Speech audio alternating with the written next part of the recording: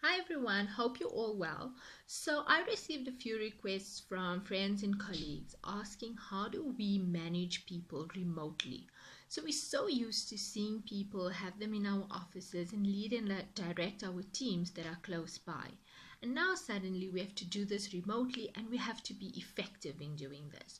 So remember, every team dynamic and every organization works differently. So you need to really look at that and understand that. But there are some basic things you can look at.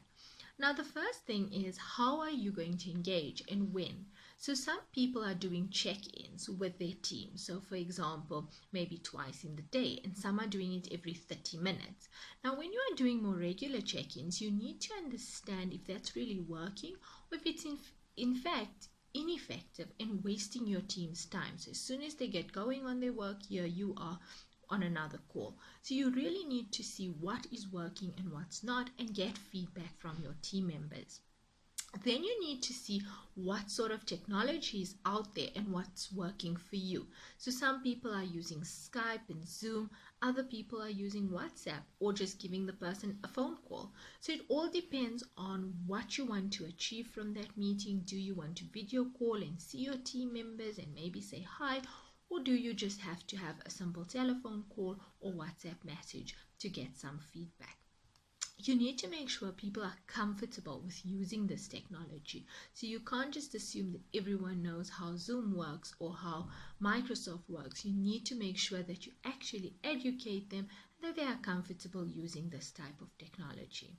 So you want to keep your team engaged, you want to keep them on board with what's happening, but you also want to do it in a very effective manner. Now, people are going through different emotions. Everyone's home works differently. Everyone's family works differently. So, as a leader, you need to try and understand those dynamics you are dealing with.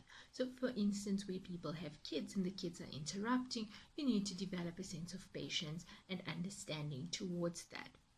So it's really a different, tricky circumstance that we're working with, and we need to be proactive in trying to understand these situations.